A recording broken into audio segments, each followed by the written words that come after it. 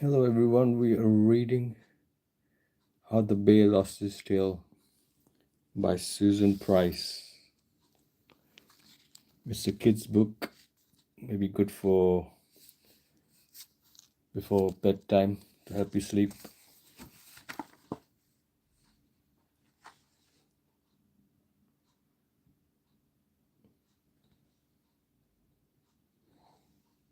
Written by Susan Price, illustrated by Sarah Ogilvy.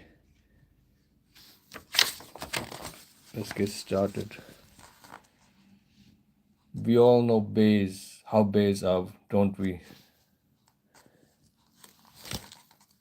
Bears are big, hairy, and grumpy, with short, stumpy tails. Bears weren't always like that, though. Once and long ago, bears were different. What's the bear?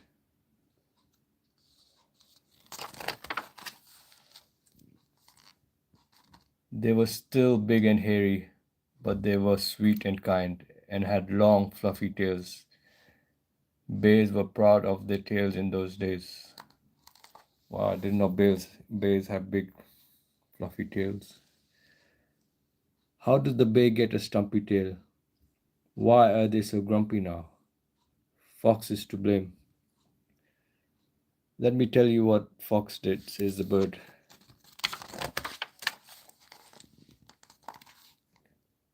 Fox was strutting about one cold day looking for something to eat. He saw a fisherman by a frozen lake, dangling a line through a hole in the ice. He's trying to catch some fish, and there's Fox just trotting around. The fisherman had caught a lot of fish. They were lying in the snow and tied together with string. Fox was hungry.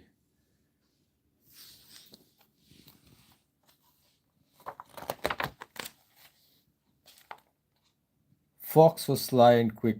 He sneaked up and grabbed the string of fish and ran as fast as he could. Dang. He just stole his food. In the forest, he met Bear. Bear was hungry too. He waved his long, fluffy tail and said, "Oh, Fox, where did you get all those fish from?" Bear wants some of that fish now. You better give him some. Fox saw that Bear's tail was even longer and fluffier than his. Fox did not like that one bit. He did not want to share his fish either. He wants to be selfish, have it all to himself. Fox said, "I caught them." "How?" asked Bear. "All you have to do is break a hole in the ice on the lake," said Fox. "Then sit down and put your tail in the water."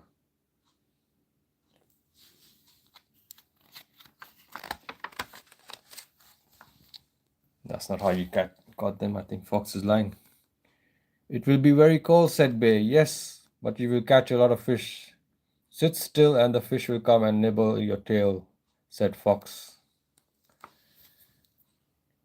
"It might hurt, but don't pull your tail out or you will lose the fish. Your tail is so long you will catch even more than I did." Cunning Fox, isn't he? "Oh, thank you, Fox," said Bear. "Remember, don't put your tail out too soon," Fox said. Oh, Einstein, I'm reading a book. And he ran on with his stolen fish. Bear went down the frozen lake. He did everything Fox had said. He broke a hole in the ice and put his long fluffy tail in the icy water.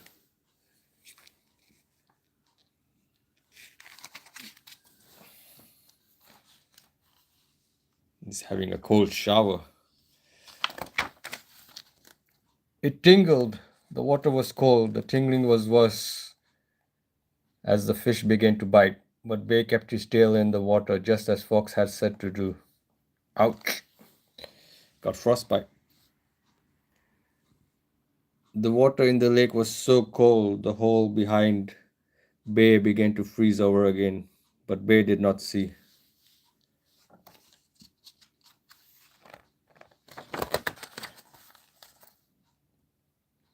Bear had to grit his teeth.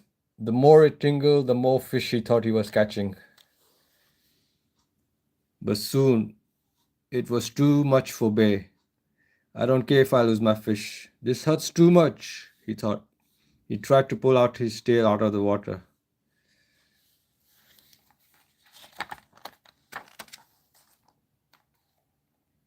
But his tail had frozen.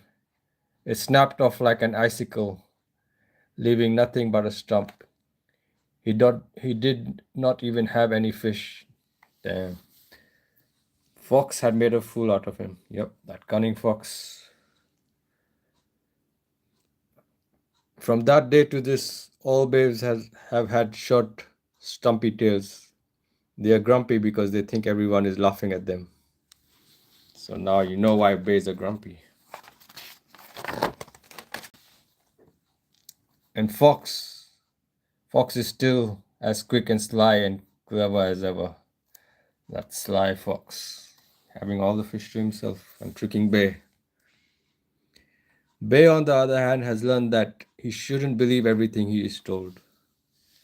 Yep, moral of the story, don't believe everything you're told, especially by a fox. Retell the story once upon a time. And that's the end.